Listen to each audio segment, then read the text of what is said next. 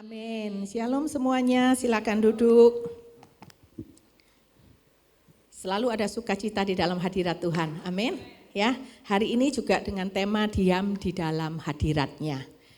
Saya ingin bahwa setiap kita para wanita itu selalu punya kerinduan untuk berjumpa dengan Tuhan di dalam hadiratnya. Bukan hanya sekedar pada waktu kita ibadah di tempat ini, tetapi juga di rumah gitu ya. Sama seperti tadi yang Ibu kesaksian, Ibu tadi usianya sudah 82 ya tadi luar biasa loh. Masih sehat, masih cantik, masih necis gitu ya. Oh Nelly, bener. Nenek-nenek. Oh lincah, oke luar biasa. Saya dapat satu kosakata hari ini ya. Nelly, oke. Saya cuma taunya macan, mak cantik. Tapi ini lebih bagus ya Nelly, oke. Ya, lihat di dalam kesendiriannya, di dalam kekosongan karena rindu keluarga. Tetapi ketika ibu mencari Tuhan, di situ menemukan semangatnya kembali. Amin. Karena segala sesuatu yang kita butuhkan itu semua hanya berasal daripada Tuhan. Dan apa yang kita ingin dapatkan daripada Tuhan, entah itu kekuatan, entah itu semangat, entah itu sukacita, bisa kita temukan di dalam hadirat Tuhan. Ya. Dan saya percaya kalau di dalam keluarga ada wanita yang suka berdoa, ada wanita yang suka berdiam diri di dalam hadirat Tuhan, maka saya percaya apapun yang ditempa iblis kepada keluarga itu tidak akan mempan. Karena ada satu wanita yang berani berdiam di dalam hadirat Tuhan. Amin. Yuk sama-sama kita buka dalam Lukas 10. Lukas 10 ayat 38 sampai 42.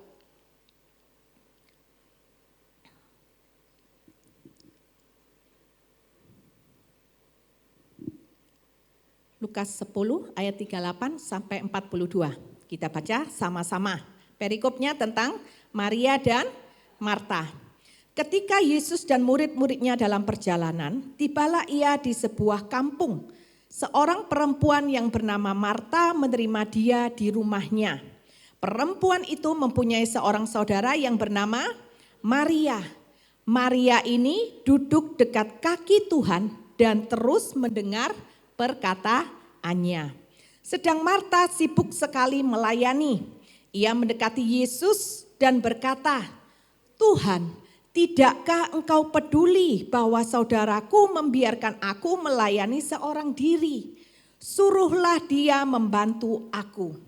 Tetapi Tuhan menjawabnya, "Marta, Marta, engkau khawatir dan menyusahkan diri dengan banyak perkara. Tetapi hanya satu saja yang perlu.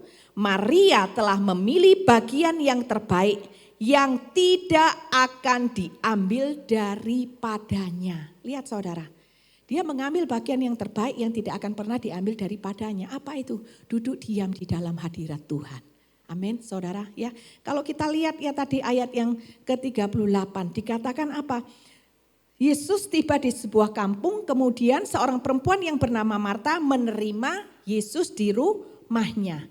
Marta ini adalah seorang wanita yang baik, yang mengasihi Tuhan. Ya, dia membuka rumahnya buat Tuhan Yesus. Tapi setelah dia membuka rumahnya buat Tuhan Yesus, apa yang Marta lakukan? Dia sibuk sendiri di belakang di dapur, menyiapkan segala keperluan makanan dan minuman untuk Tuhan. Saudara, sebenarnya ini hal yang sering dilakukan oleh kita sebagai orang percaya. Kita membuka hati kita untuk Tuhan itu ada di dalam kehidupan kita. Kita membuka hati kita menerima Tuhan Yesus sebagai satu-satunya Tuhan dan juru selamat dalam kehidupan kita. Tapi setelah itu kita seperti Marta. Kita sibuk sendiri dengan segala kegiatan kita yang ada. Kegiatan kita yang ada itu semuanya kita rancangkan dengan kemauan kita sendiri. Ya, biasanya kita juga banyak listnya, apalagi kalau tahun baru. Banyak hamba Tuhan bilang, "Ayo mau apa tahun ini? Akhir tahun tulis," gitu ya. Nah kita terpaku dengan agenda-agenda yang sudah kita buat. Sama seperti yang dilakukan oleh Marta. Tapi rupanya apa yang dilakukan Marta tidak berkenan di hadapan Tuhan. Sebenarnya yang dilakukan Marta itu baik atau jelek? Baik. Dia mempersilahkan Tuhan Yesus datang ke rumahnya, kemudian dia menyiapkan segala sesuatu. Karena memang tuan rumah yang baik harus memperlakukan tamunya dengan baik. Dia menyiapkan keperluan makanan dan minuman karena dia tahu Yesus dari perjalanan pasti lapar. Tetapi apa yang dilakukan Marta tidak berkenan di hadapan Tuhan. Nah, segala kegiatan kita dalam kita mengiring Tuhan, dari kita buka mata sampai kita tutup mata dalam keseharian kita itu harus bertanya kepada Tuhan, apakah yang aku lakukan sepanjang hari ini itu berkenan enggak di hadapan Tuhan? Sekalipun kegiatan itu adalah kegiatan ibadah atau kegiatan sosial atau apapun, karena tidak semua kegiatan itu harus kita yang melakukan. Amin. Ada banyak orang lain yang juga Tuhan suruh untuk dia melakukan. Tidak semua kegiatan harus kita ikuti. Kadang-kadang kita kalau sudah anak-anak mulai sudah besar, kita mulai mencari kesibukan-kesibukan sendiri. Supaya apa? Supaya kita tidak bosan. Supaya hidup ini tetap hidup. Saudara percayalah, kita hidup tetap hidup. Itu bukan karena kegiatanmu. Banyak orang di Jakarta sana, artis-artis di luar negeri, di Hollywood, kegiatan mereka itu padat sekali. Apakah mereka merasakan kehidupan? Belum tentu. Buktinya banyak artis yang terkenal mereka berakhir dengan mengakhiri hidupnya dengan bunuh diri. Karena apa? Mereka tidak merasa itu hidup. Karena sesungguhnya kehidupan kita hanya bisa kita dapatkan di dalam Tuhan. Oleh karena itu setiap aktivitas harus kita tanya, Tuhan, apakah memang ini yang Tuhan mau untuk aku lakukan? Sekalipun itu kelihatannya baik. Karena bagi kita orang yang percaya, wanita yang mengasihi Tuhan, kita tidak melakukan hal yang baik. Tetapi kita melakukan hal yang benar, yang berkenan dan menyenangkan hati Tuhan. Ya, nah, bagaimana dengan Maria? Dikatakan di ayat yang ke-42, dia mendapatkan bagian terbaik yang tidak akan diambil daripadanya. Mengapa dia bisa mendapatkan bagian yang terbaik? Karena Maria mengerti kehendak Yesus pada waktu Yesus datang di rumahnya, yaitu apa? Pada waktu Yesus datang di rumah Marta, Yesus itu mau menyampaikan berita Injil. Yesus mau bahwa orang yang ada di dalam rumah itu duduk diam mendengarkan perkataan Yesus. Karena waktu itu Yesus punya kesempatan untuk dia mengungkapkan semua isi hatinya, pengajaran-pengajarannya tentang Injil. Itu yang Yesus mau sampaikan. Dan yang hanya bisa menangkap isi hati Tuhan adalah seorang yang bernama Maria. Ingat saudara, ketika kita bisa menangkap isi hati Tuhan, ketika kita bisa menangkap kehendak Tuhan dalam kehidupan kita, Tuhan berkata apa? Itu adalah hal yang terbaik yang engkau dapatkan di dalam kehidupanmu. Dan ketika engkau mendapatkan itu, barulah engkau merasa engkau hidup di dalam hidupmu. Amin saudara. Sehingga aliran sukacita, semangat itu akan tetap terus ada di dalam kehidupan kita. Karena hidup ini juga bukan tentang kita, hidup ini adalah tentang Tuhan. Kalau tentang Tuhan, bagaimana bisa kita membuat agenda itu sesuai dengan kemauan, keinginan kita sendiri? Tentunya enggak boleh. Gereja ini punya agenda setiap tahunnya, setiap bulannya, ya. Dan saudara yang berjemaat di tempat ini pasti mengikuti agenda daripada Bapak Gembala yang sudah persiapkan, tentunya yang datang daripada Tuhan. Begitu pula juga dalam kehidupan kita. Bagaimana kita menjadi seorang istri, bagaimana kita menjadi seorang ibu, bagaimana kita menjadi seorang nenek, bagaimana kita menjadi seorang teman. Apakah kita membawa agenda-agenda Tuhan dalam kehidupan kita sehari-hari ataukah agenda kita sendiri yang kita bawa? Kalau kita bawa agenda kita sendiri, pastinya kita akan namanya overload. Ya. Yang pertama itu alasannya, kenapa? Kok kita harus diam dalam hadirat Tuhan? Karena pada akhirnya kita itu akan mengalami yang namanya overload. Karena apa? Kekuatan kita terbatas. Kalau kita rancang sendiri rencana kita pikir sendiri, kita rancangkan sendiri pastinya dengan kekuatan sendiri. Karena apa? Itu bukan rencana yang datang daripada Tuhan.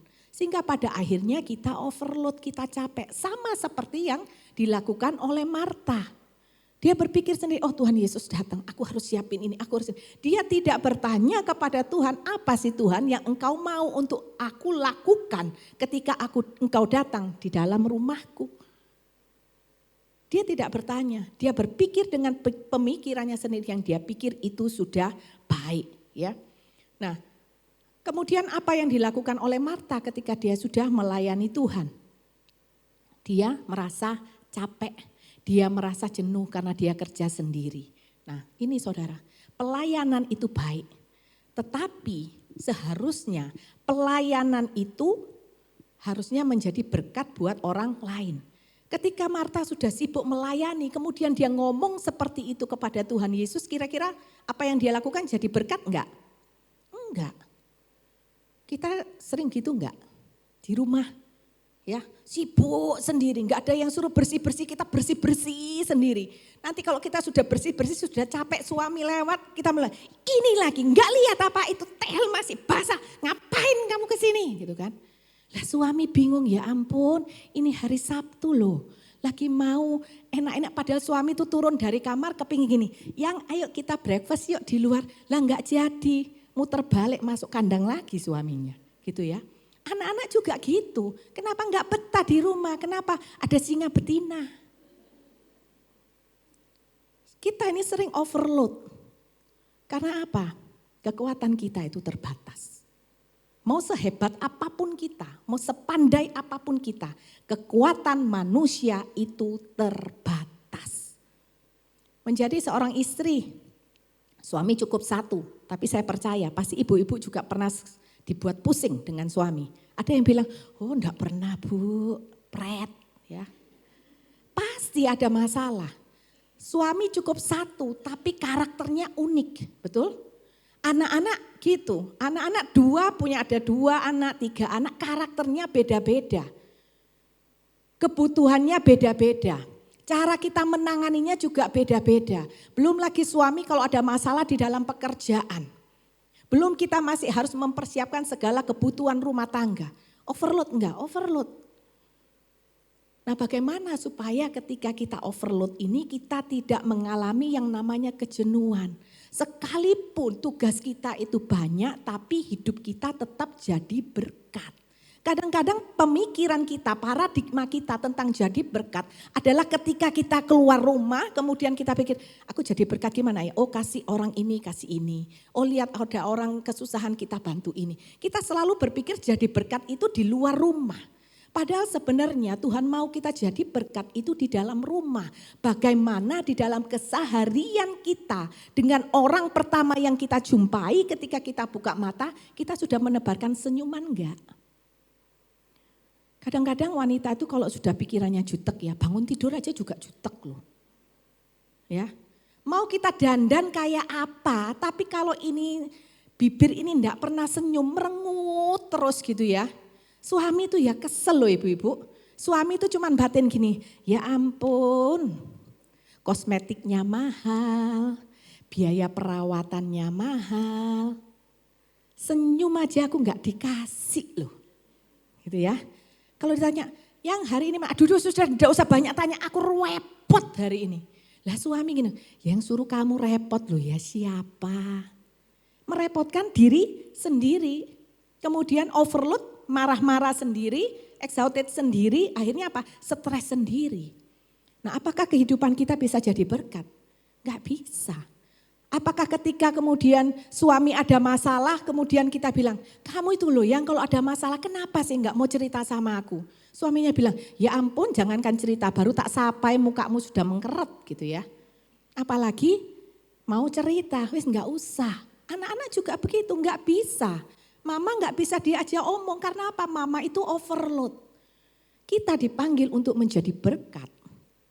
Tetapi kita harus menyadari bahwa kekuatan kita itu terbatas. Bagaimana supaya kita punya kekuatan? Ya itu tadi ibu-ibu, kita harus banyak berdiam di dalam hadirat Tuhan. Ya, karena ketika kita diam di dalam hadirat Tuhan, di situ Tuhan itu merefresh kita kembali. Semua beban yang ada pada kita Tuhan itu angkat, Tuhan itu lepaskan. Kekuatan yang datang daripada Tuhan, Tuhan itu berikan. Karena kita tahu bahwa di dalam hadirat Tuhan ada kuasa Tuhan yang bekerja. Di dalam hadirat Tuhan ada kasih Tuhan yang bisa melingkupi seluruh kehidupan kita. Bahkan sampai jiwa kita yang paling terdalam. Yang tidak bisa disentuh oleh apapun. Hanya oleh kasih dan kuasa Tuhan. Dan itu semua hanya kita dapatkan di dalam apa? Di dalam hadirat Tuhan. Ya.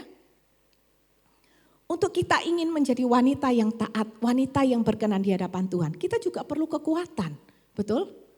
Kita perlu kekuatan daripada Tuhan. Dan kekuatan itu hanya bisa kita dapatkan di dalam hadirat Tuhan. Di dalam kehidupan kita menghadapi hari-hari ini, kita menghadapi masalah demi masalah, kita perlu hikmat Tuhan. Segala sesuatu yang kita lakukan, kita tuh perlu hikmat Tuhan. Mungkin buat ibu-ibu yang setir sendiri, gampang setir sendiri. Buat saya setir saya bisa, tapi untuk baca Google Maps saya benar-benar perlu hikmat Tuhan. Karena saya pernah dari Maijen mau pulang rumah saya di Geraha, saya tembus sampai di Gresik sana. Suami saya sampai bingung, itu gimana caranya? Saya bilang, itulah uniknya istrimu. Makanya suami saya paling bingung kalau saya pergi sendiri. Tapi karena ini sudah berapa kali, tapi dari tadi saya lihat Google Map terus. Saya masih bingung, ini muternya tadi dari Maijen mau putar balik gini atau harus masih belok ke kiri ya sebelum CW gitu ya. Saya tuh bingung, selalu memang kelemahan saya enggak bisa baca Google Map. Saya pernah satu kali pelayanan ditelepon sama ibu. Bu Debbie sampai di mana? Saya lihat jalan. Oh di jalan ini. Oh sudah dekat Bu. Gitu. 2 menit lagi ibu sampai. Baik Bu, saya tunggu ibu di depan. Saya puter saudara. Setelah muter 4 kali lewat pom bensin baru saya sadar. Saya gini, loh inilah pom bensin sudah 4 kali ya tak puterin. Mateng kon. Terus terakhir baru saya tahu, oh ternyata saya beloknya itu kecepatan. Masih harusnya 30 meter lagi saya belok, tapi saya sudah belok duluan. Ke-5 kali muter baru saya sadar, bayangin. 5 kali baru benar loh. Sampai di sana dari 2 menit itu jadi 20 menit.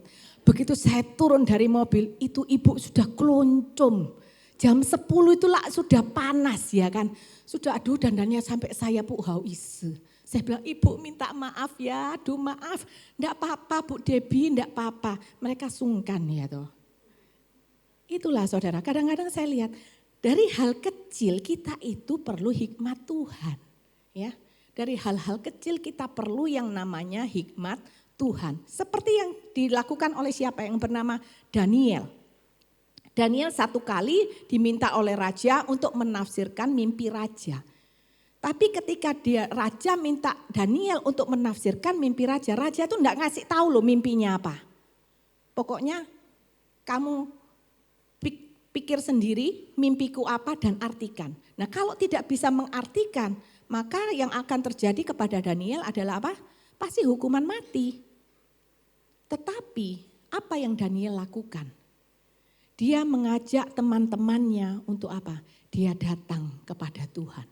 Untuk mereka berdoa, untuk mereka berpuasa, untuk mereka diam di dalam hadirat Tuhan. Karena mereka tahu hikmat itu hanya datang daripada Tuhan. Dan ketika mereka mencari Tuhan, diam dalam hadirat Tuhan, Tuhan mengungkapkan ya apa sih yang dimimpikan oleh raja. Daniel bisa mengutarakan, raja aku tahu bahwa engkau bermimpi seperti ini dan artinya seperti ini. Dan ketika raja berkata, wah engkau hebat Daniel, Daniel berkata apa? Bukan aku tetapi itu adalah Tuhan. Amin saudara. Ya kadang-kadang kita ini kadang kita itu tahu kalau kita ini terbatas. Tapi sayang sekali setelah kita tahu bahwa kita hanya mendapatkan kekuatan yang datang daripada hadirat Tuhan. Tapi kita itu males loh berdoa. Saya bingung loh kalau ada orang percaya tapi males doa.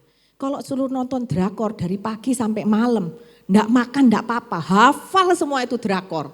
Ya, namanya Sinsop apa saya susah ngomongnya ya.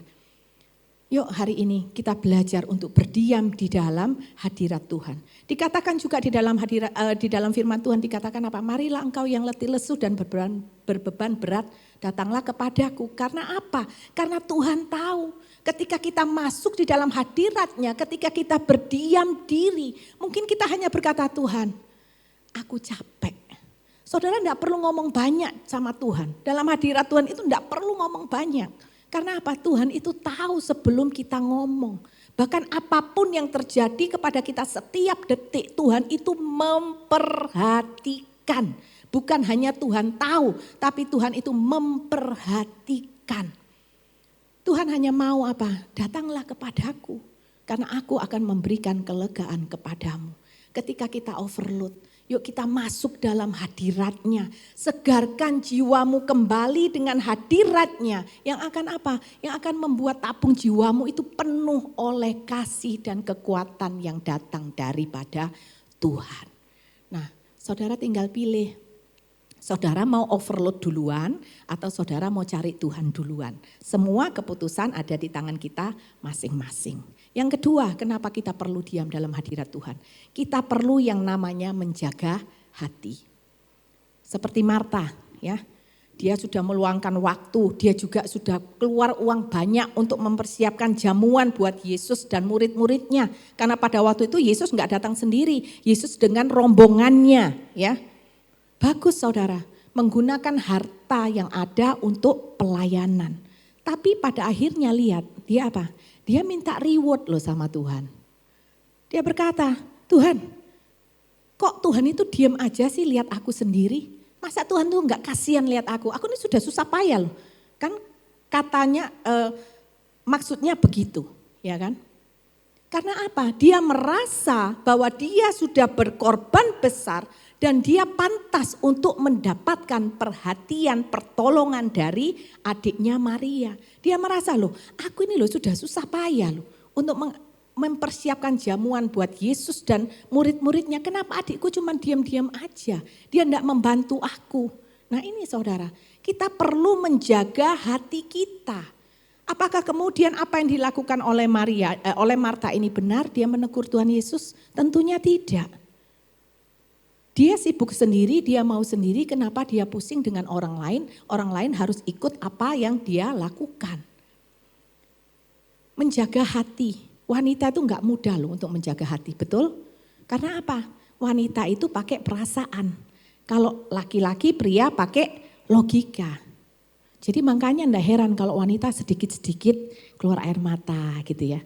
Dengar kesaksian yang luar biasa kita sudah meneteskan air mata. Enggak usah mikirin masalah ya.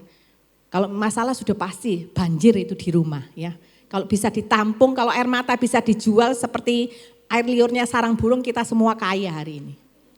Karena enggak tahu sudah berapa banyak itu air mata yang kita teteskan ya. Nah kita harus ingat kembali bahwa beribadah, pelayanan, apapun yang kita lakukan, ketika kita berkata, aku melakukannya untuk Tuhan. Ingat, semua itu bukan transaksional. Jangan seperti Marta.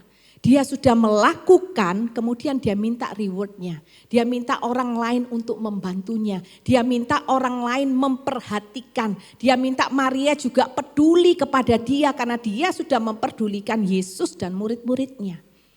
Sering enggak kita gitu? Sering.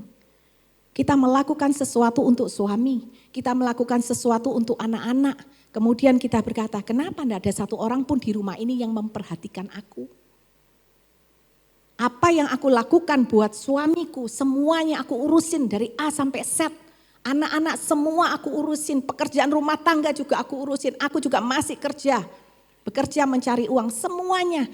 Tapi enggak ada satu pun yang memperhatikan aku. Saya pernah merasakan hal yang seperti itu. Saya menangis sendiri di kamar, saya bilang Tuhan, aku capek memperhatikan satu persatu orang yang ada di rumah ini. Bukan hanya suami dan anak-anak, tetapi setiap orang asisten rumah tangga yang ada di rumah ini aku perhatikan satu-satu. Tapi kenapa enggak ada satu orang pun yang memperhatikan aku? Saudara tahu kira-kira Tuhan itu menegur saya gimana? Apakah Tuhan berkata, iya ya aduh Debbie, saknoe ya kamu itu, sini cep. Enggak. Tuhan berkata apa? Roh Kudus taruh di dalam hati saya, berkata apa? Matikan dirimu. Kaget loh saya. Matikan dirimu. Kalau kita tidak matikan diri kita tidak bisa jaga hati. Roh Kudus ingatkan saya kembali, segala sesuatu yang engkau lakukan untuk siapa? Bukankah semuanya, baik engkau makan, baik engkau minum, lakukanlah itu untuk Tuhan. Kalau untuk Tuhan, apakah kita mau komplain kalau suami enggak perhatikan? Apakah kita mau komplain anak-anak dan orang lain tidak perhatikan kita?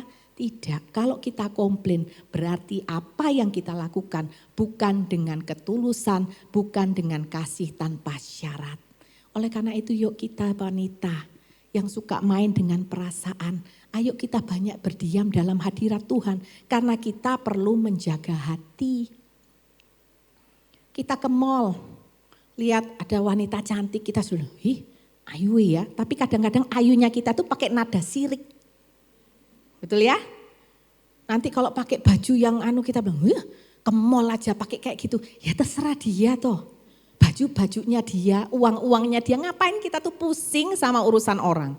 Itu namanya iri hati. Rumput tetangga jauh lebih hijau. Itu enggak ada loh dalam Alkitab. Tapi yang sering ada di dalam pikiran kita, itu jargon-jargon yang seperti itu loh saudara. Heran saya. Nah itu yang harus kita benahi. Tapi saya percaya wanita di tempat ini semuanya tahu tentang firman Tuhan. Amin. Ya. Lihat seperti Marta, dia menggerutu loh. Bahkan Marta berkata apa? Dia berani mengajari Tuhan. Dengan kata lain, Marta ini menyalahkan Tuhan. Tuhan kamu tuh kok diem aja, saya lihat Maria adikku tuh tidak membantu aku. Padahal apa? Yang terpenting buat Yesus pada waktu dia datang ke rumah Marta, enggak usah sibuk yang lain. Duduk diam sini, dengarkan apa yang mau aku sampaikan kepadamu. Kalau kita datang ke rumah orang, terus orang itu berkata, sebentar ya, tunggu ya sini ya, tak siapin makan. Terus kita didiemin selama 1 jam gitu, enak enggak? Enggak enak, kita pasti pikir, lu ngapain kamu itu repot-repot? Enggak usah, aku kesini tuh lo mau ketemu kamu, betul? Mau ngobrol sama kamu lah, ngapain kamu itu? Daripada gini, wes ayo kita ngafe aja gitu ya, supaya kita bisa ngobrol. Itu kita kalau ketemu sama orang, ketemu sama teman, kita maunya ngobrol. Begitu pula juga dengan Tuhan. Dia itu mau menyampaikan kebenaran Injil. Nah hari-hari ini saudara ya, kalau saudara disuruh Roh Kudus, digerakkan oleh Roh Kudus, entah itu siang hari, entah itu pagi hari, entah itu mungkin tengah malam, entah itu subuh. Ketika Roh Kudus menggerakkan hati saudara berdoa, berdoalah seketika itu juga. Responi kehendak Tuhan saat itu juga, karena itu adalah ketaatan. Ketaatan itu adalah melakukan persis seperti yang Tuhan inginkan, tanpa penundaan. Kalau menunda itu berarti bukan taat. Ya, memang kadang kita rasa capek, ngantuk subuh. Enggak apa-apa, lakukan itu. Pasti ada sesuatu yang Tuhan mau sampaikan kepada kita ketika Tuhan membangunkan kita di tengah malam. Ya, kita perlu diam, banyak diam dalam hadirat Tuhan. Untuk apa? Untuk menjaga hati. Ada seorang hamba Tuhan, ya, seorang gembala yang saya kenal. Dia usianya sudah 60-an. Ketika dia usia 60 dia terkena kanker. Dan ketika terkena kanker, 2 tahun kemudian dia disembuhkan, kemudian dia bersaksi kepada saya. Ya, beliau bersaksi kepada saya, beliau berkata gini, Debbie, sebagai seorang hamba Tuhan benar-benar harus menjaga hati. Karena apa? Ketika saya kena kanker, respon saya selalu langsung seperti ini. Tuhan, bukankah aku ini adalah hamba-Mu? Bukankah aku ini sudah puluhan tahun melayani Engkau? Bukankah selama ini aku sudah menjadi gembala yang baik bagi jemaat yang sudah Engkau percayakan kepadaku? Tapi kenapa hari ini Engkau mengizinkan aku kena kanker? Dia berkata, ini hamba Tuhan loh Debbie, puluhan tahun loh melayani Tuhan. Tapi saya tidak menjaga hati saya di hadapan Tuhan. Untung kasih Tuhan itu luar biasa sempurna. Sehingga saya diberikan kesempatan untuk saya bertobat. Lihat saudara ya, kita perlu menjaga hati kita. Kadang-kadang kita merasa kita ini sudah baik jadi orang. Kita merasa kita sudah menyenangkan hati Tuhan. Kemudian ketika ada masalah, sedikit aja kita langsung gini, aduh kok ada masalah ya. Aduh kok terjadi gini ya. Sebenarnya ketika kita hanya aduh kok bisa ya ada masalah. Itu sama kita sudah seperti Marta. Kita berkata, Tuhan kenapa sih kok Tuhan izinkan masalah itu terjadi? Itu kita tidak menjaga hati dan itu tidak berkenan di hadapan Tuhan. Kita belajar dari seorang yang bernama Hana.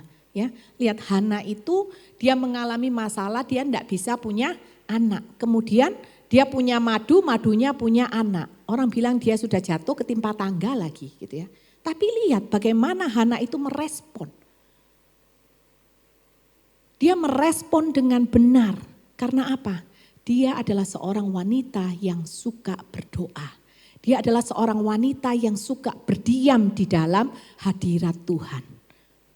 Dalam kehidupan kita, dari kita buka mata sampai kita tidur, kita perlu menjaga hati kita benar di hadapan Tuhan.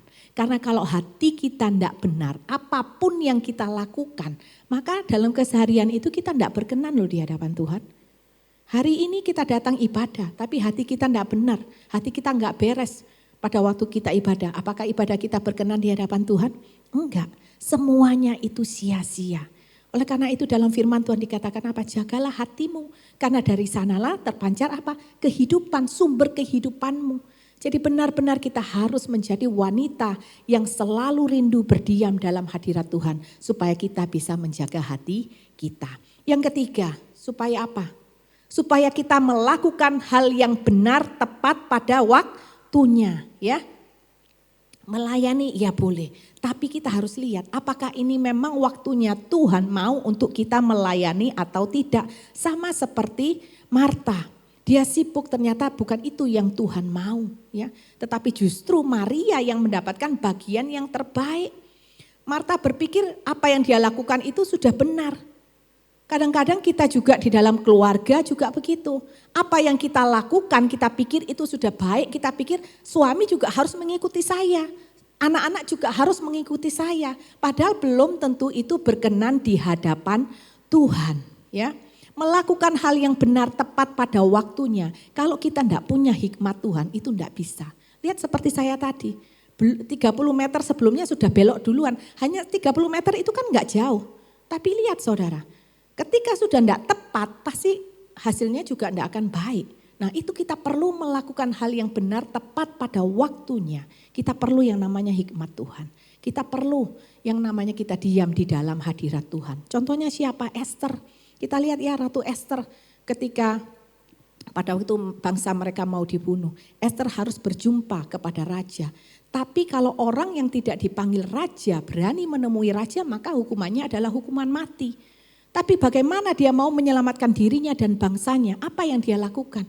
Dia kembali datang berdiam di dalam hadirat Tuhan. Karena dia tahu segala sesuatu yang dia butuhkan, apa yang harus dia lakukan, itu hanya Tuhan yang bisa memberitahukannya kepada dia.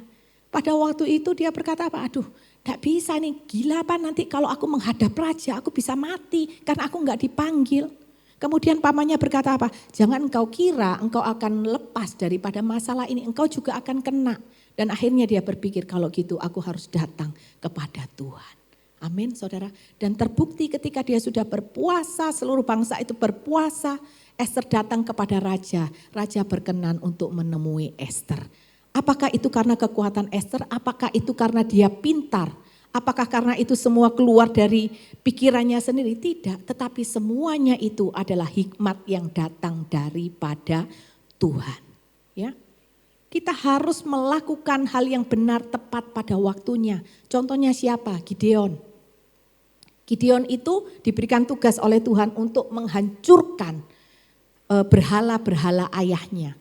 Apa yang dia lakukan? Dia hancurkan. Dia taat melakukan apa yang Tuhan suruh. Enggak gampang loh saudara. Ya, enggak gampang. Apa berhala yang harus dia hancurkan ini adalah bukan berhala orang yang dia enggak kenal. Tapi berhala ayahnya sendiri. Di satu sisi pasti dia berpikir, loh gimana, jadi anak itu kan harus enggak boleh kurang ajar ya sama orang tua. Tetapi karena Gideon takut akan Tuhan, dia tahu kepada siapa dia harus mendengar. Kepada Tuhan terlebih dahulu daripada orang lain. Kadang-kadang dalam kehidupan kita ini terlalu sayang sama pasangan, terlalu sayang sama anak kita. Sampai kita tidak mengedepankan perasaan Tuhan. Kita selalu meninabobokkan keluarga kita, yang penting keluargaku happy. Mereka begini-begini, ya sudahlah enggak apa-apa gitu ya. Yang penting anakku senang, yang penting suamiku senang. Tetapi hal yang kita lakukan itu tidak berkenan di hadapan Tuhan. Kita mengesampingkan Tuhan, saudara. Dan ini bukanlah melakukan hal yang tepat pada waktunya. Kita perlu yang namanya hikmat Tuhan. Kita perlu yang namanya tuntunan Tuhan. Kita perlu yang namanya kekuatan Tuhan. Dan itu semua hanya ada di dalam hadirat Tuhan. Yang keempat, kenapa kita perlu berdiam di dalam hadirat Tuhan? Karena Tuhan memberikan rahasia kepada orang yang bergaul karib dengannya. Amin. Siapa contohnya? Nuh. Ya. Sebelum bencana itu terjadi, Tuhan memberitahukannya kepada Nuh. Saudara pernah enggak? Gak ada angin, gak ada hujan, kemudian saudara digerakkan oleh Roh Kudus untuk berdoa. Dan ketika saudara taat, saudara berdoa, Tuhan sampaikan begini, begini, begini. Rahasia-rahasia yang kita tidak tahu Tuhan itu sampaikan. Hal kecil loh saudara, tapi kalau kita bergaul dengan Tuhan, Tuhan itu kasih tahu kita. Satu kali saya mau mengunjungi anak saya ke Australia ya. Malam sebelumnya saya berdoa, Roh Kudus sudah taruh dalam hati saya, awas besok hati-hati ketinggalan pesawat, gitu ya. Dan saya bilang, wah besok ketinggalan pesawat, oke enggak mungkin aku ketinggalan pesawat. Nah itu ya, doanya sih doa, tapi kemudian habis doa apa? Ngeyel. Rasa lebih pinter karena saya pikir, enggak mungkin. Saya kalau datang ke airport enggak pernah terlambat. Paling enggak 1,5 jam sebelumnya saya sudah ada di airport. Saya enggak suka terlambat gitu ya. Jadi enggak mungkin lah ketinggalan. Tahu saudara apa yang terjadi besoknya? Saya besok ada orang yang bantu saya urusin semua. Saya sudah turun ke gate. Saya enggak ngafe-ngafe, saya langsung turun ke gate. Nah begitu sampai di gate ada tulisan boarding. Begitu saya baca tulisan boarding, orang yang tadi urusin tiket saya, dia telepon saya. Dia bilang gini, Bu maaf ya ada keterlambatan, ada delay. Saya bilang, oh oke Pak, baik, makasih. Saya tutup telepon. Terus saya baca tulisan boarding di gate, saya dalam hati gini, biasa ya Indonesia gitu ya. Tulisannya boarding padahal delay. Dengan santainya saya jalan-jalan saudara. Saya ke toilet, saya masih jalan apa. Terus saya mau kembali ke gate saya, gate-nya sudah penuh. Jadi saya duduk di gate sebelah. Saya gate sebelah masih terima konseling orang ya, ngobrol-ngobrol. Terus begitu saya noleh ke gate saya, loh gate saya kok sudah kosong. Gate saya sudah kosong. Terus saya tanya, loh Pak ini mau ke Bali gini-gini. Ibu Debbie ya? Iya Pak. Loh ibu tuh loh dari tadi saya panggil ibu enggak dengar ta. Saya panggil ibu dari tadi. Ibu di mana? Saya bilang saya di gate sebelah. Lah ibu enggak dengar ta saya panggil. Terus saya tanya, Bapak panggilnya pakai mic enggak? Ya enggak Bu. Lah gimana Pak? Saya bisa dengar wong airport seramenya kayak gini banyak orang saya enggak bisa dengar. Terus saya bilang, udahlah Pak memang saya salah tolong ya Pak. Saya cari tiket. Saya telepon kembali orang yang urus tiket saya bilang, Pak saya ketinggalan pesawat. Orang itu bilang, hah? Ibu ketinggalan pesawat, lah kok bisa? Sudah dikit loh ketinggalan pesawat, itu loh saudara. Padahal kemarinnya Roh Kudus sudah ingatkan, tapi itu saking memang wanita suka ngeyel. Beneran saya ketinggalan pesawat. Saya cuma bilang, Pak tolong satu seat, saya bilang Tuhan ampuni aku. Satu seat Tuhan buat saya. Karena waktu itu saya dari Surabaya ke Bali, dari Bali saya harus terbang ke Australia. Lah kalau saya enggak dapat ke Bali, hangus tiket saya. Benar-benar tapi Tuhan itu luar biasa. Menyediakan satu seat yang tersisa. Orang ini bilang, Bu ini hanya satu seat tersisa di flight terakhir. Jangan sampai ketinggalan lagi ya Bu. Saya bilang enggak mungkin Pak, saya sudah enggak mau kemana-mana. Tak pentelengi aja itu gate. Malah saya bilang, Pak jangan lupa ya saya naik flight ini, saya duduk sini ya Pak ya. Kalau saya enggak dengar, panggilan. Orang itu sampai bingung, ini ibu kenapa ya? Mungkin deso enggak pernah naik pesawat. Kapok saya saudara ya. Pulang setelah apa semua baru saya berani cerita sama suami. Kalau enggak nanti diomelin gitu ya. Nah itu saudara ya. Kalau kita bergaul karib dengan Tuhan. Tuhan itu akan beritahukan kepada kita hal-hal yang akan terjadi. Supaya apa? Supaya kita bisa antisipasi. Ya, ketika kita diam dalam hadirat Tuhan, mintalah sama Tuhan, Tuhan ada segala sesuatu yang gak beres di dalam keluargaku, Tuhan singkapkan. Bukan supaya kita menjadi dragon lady marah-marah menyalahkan, bukan. Tetapi supaya kita bersama-sama dengan Tuhan membenahi segala sesuatu yang rusak di dalam keluarga untuk menjadi baik dan benar. Amin saudara, minta sama Tuhan, Tuhan akan singkapkan. Ketika kita berdoa kepada Tuhan, berdoalah Tuhan, kalau ada satu orang saja di dalam keluargaku yang mulai melenceng sedikit daripada kebenaran-Mu, Tuhan singkapkan. Supaya apa? Supaya kita bisa kembali bertobat, kembali kepada jalan yang benar. Kalau ada seorang wanita di dalam keluarga, satu wanita seperti itu, bukankah itu menjadi keluarga yang bahagia, menjadi keluarga yang diberkati, karena ada wanita yang menjaga keluarganya. Amin saudara. Dan yang terakhir, kenapa kita perlu diam dalam hadirat Tuhan? Karena iman itu tertanam karena pengenalan kita akan Tuhan.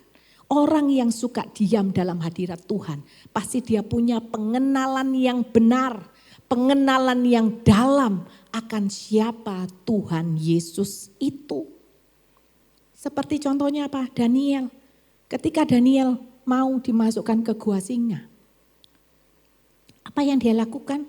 Ketika raja sudah memberikan perintah, mulai hari ini tidak boleh ada orang yang menyembah Tuhannya, tidak boleh mengajukan permohonan kepada siapapun. Apa yang Daniel lakukan? Apakah dia takut? Tidak.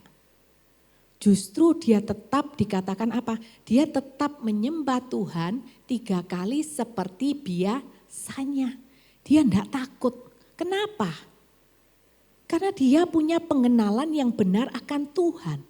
Kalau orang punya pengenalan yang benar akan Tuhan, punya pengenalan yang dalam akan siapa Tuhan yang kita sembah, maka dia pun juga akan mengenal dirinya itu dengan benar. Daniel tetap bersikap, dia tetap mencari Tuhan karena dia tahu bahwa hidupku bukan tentang aku lagi tetapi tentang Kristus. Bahwa hidupku bukan milikku lagi tetapi adalah milik Kristus. Apapun yang terjadi, aku tidak akan pernah takut. Aku mengalami masalah, aku mengalami penderitaan. Tapi yang terpenting dalam hidupku, aku mau hidup benar di hadapan Tuhan. Karena apa? Dia tahu sekalipun nyawanya terselamatkan pada waktu itu. Tapi kalau dia hidup tidak benar di hadapan Tuhan, maka api kekal itu sedang menanti dia. Sehingga apa? Dia bersikap yang baik, dia bersikap yang benar. Karena apa? Dia punya iman yang tertanam dalam. Karena apa? Dia suka menyembah. Hari ini banyak sekali orang yang hafal ayat firman, yang mengerti kebenaran firman. Tetapi ketika kena masalah, dia limbung. Karena apa? Dia tidak punya pengenalan yang benar. Kekuatan itu tidak ada. Dia hanya tahu Tuhan secara teologi. Dia hanya tahu Tuhan dari firman. Tetapi dia tidak mengalami Tuhan di dalam kehidupannya. Pengenalan yang benar akan Tuhan. Itu kita bisa dapatkan ketika kita membaca firman. Kita diam di dalam hadirat Tuhan. Di situ saudara, kita akan mempunyai yang namanya kekuatan supranatural. Apa yang dilakukan oleh Daniel? Dia bisa tetap merespon dengan benar. Dia berkata, aku mati hari ini enggak apa-apa. Itu adalah kekuatan supranatural. Didapat dari mana? Ketika dia berdiam di dalam hadirat Tuhan. Amin saudara. Orang yang bergaul dengan Tuhan di dalam hadiratnya akan semakin hari semakin mengenal Tuhan. Sehingga apapun yang terjadi dalam kehidupan kita, iman kita itu tidak tergoncang. Tetapi justru semakin tertanam dalam. Sehingga setiap kita wanita di tempat ini mengalahkan tantangan, mengalahkan masalah yang ada di dalam kehidupan kita dengan iman kita akan Dia. Amin saudara. Yuk hari ini jadi wanita-wanita yang selalu rindu untuk berdiam di dalam hadirat Tuhan. Amin saudara. Karena apa? Kita tahu kita butuh Tuhan. Apapun dalam hidup ini, engkau boleh punya segalanya. Tapi engkau kalau tidak punya Tuhan, engkau tidak mengalami Tuhan yang hidup di dalam hidupmu. Satu saat engkau pasti akan menyerah dengan kehidupan. Tetapi orang yang suka berdiam di dalam hadirat Tuhan, itu tidak ada matinya. Mau badai datang dia hadapi, mau datang lagi dia hadapi. Karena apa? Dia mendapatkan semuanya itu hanya dari sumbernya, yaitu Tuhan Yesus Kristus. Amin. Yuk kita bangkit berdiri, kita datang di hadapan Tuhan.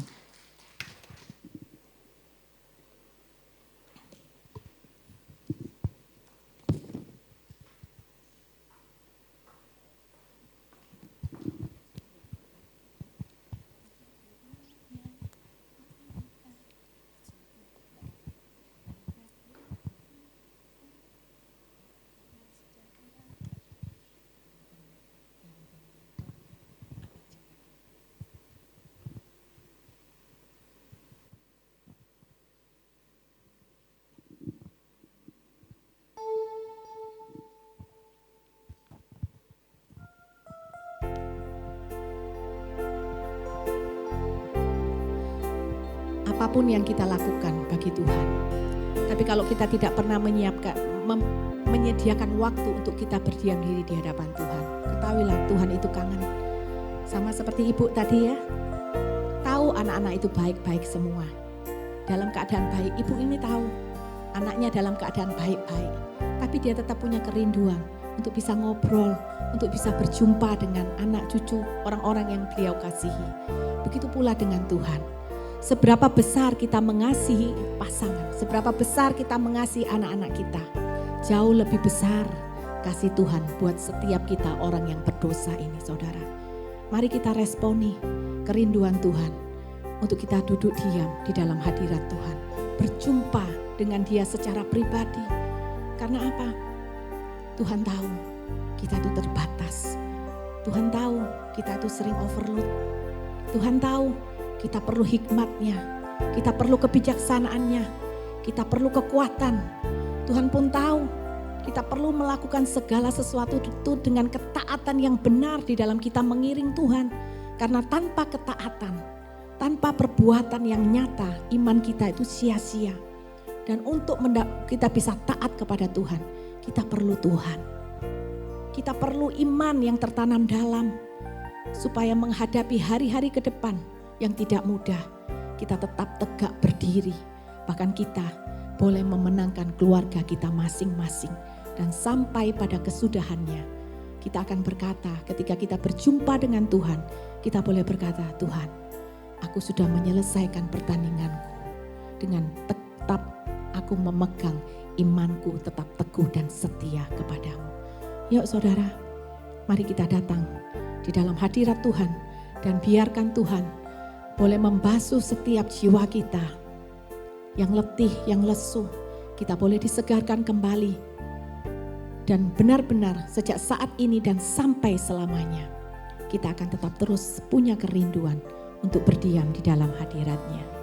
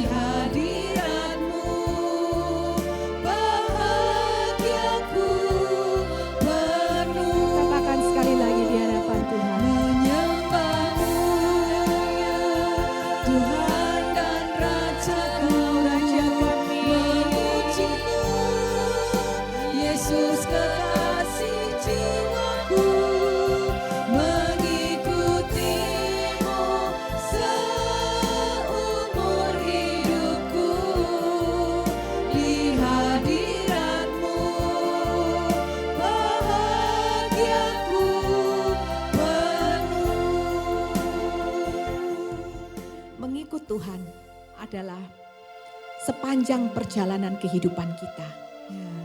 Kita mau mengikut Tuhan sampai akhir kehidupan kita. Dan di dalam kita mengikut Tuhan, akan banyak hal-hal yang terjadi yang di luar apa yang kita pikirkan. Masalah datang silih berganti. Masalah selalu datang dengan tiba-tiba. Dan hanya orang yang diam di dalam hadirat Tuhan yang akan selalu siap menghadapi apapun yang terjadi di dalam kehidupannya. Karena orang yang berdiam di dalam hadirat Tuhan, dia mendapatkan kekuatan yang datang daripada Tuhan. Karena orang yang diam di dalam hadirat Tuhan akan memiliki iman yang teguh. Mari ibu-ibu di tempat ini, hari ini kita minta sama Tuhan. Tuhan, berikan aku kerinduan untuk aku selalu mencari pribadi-Mu Tuhan. Biarkan aku menjadi wanita yang berkenan di hadapan Tuhan. Karena aku bukan mencari Tuhan sekedar mencari pertolongan dan mujizat-Mu. Tetapi yang aku perlukan adalah aku punya kerinduan untuk selalu berjumpa dengan Engkau secara pribadi di dalam hadirat-Mu. Karena ketika aku mencari hadirat-Mu, aku mendapatkan segalanya. Kekuatan, sumber sukacita, damai sejahtera Tuhan. Semangat yang baru, bahkan mujizat pertolongan semuanya ada di dalam hadirat-Mu ya Bapa. Ketika aku mendapatkan hadirat Tuhan, aku mendapatkan segalanya. Ketika aku ada di dalam hadirat Tuhan, aku akan menjadi wanita yang paling berbahagia di muka bumi ini. Tuhan, berikan kami selalu kerinduan untuk kami boleh berjumpa dengan Engkau. Ingatkan kami selalu akan setiap tugas kami para wanita di tempat ini. Kami menjadi tiang doa, kami menjadi penolong. Kami mau membawa setiap keluarga kami kepada rencana Tuhan. Kami mau membawa keluarga kami kepada kebenaran demi kebenaran. Dan itu tidak mudah Tuhan. Kami perlu hikmat-Mu, kami perlu kekuatan-Mu. Oleh karena itu Tuhan, ajar kami untuk kami seperti Maria yang tidak sibuk dengan segala agenda pribadinya. Tetapi dia meletakkan, dia membuang setiap agenda pribadinya. Dia beralih kepada apa Tuhan yang Engkau mau dalam hidupku. Biarkan kami duduk diam seperti Maria di dekat kaki-Mu Yesus. Untuk kami mendengar sendiri bagaimana Tuhan mengajarkan kepada kami. Memberikan pengertian yang dalam akan kebenaran-kebenaran firman yang sudah kami baca, memberikan rema-rema dalam kehidupan kami. Sehingga setiap saat, setiap detik kehidupan kami dipimpin oleh Roh Kudus. Masuk di dalam rencana Tuhan yang terbaik dalam kehidupan kami. Biarkan kesenangan kami adalah ketika kami menyembah Engkau di dalam kehidupan kami sampai selama-lamanya. Mari katakan menyembah.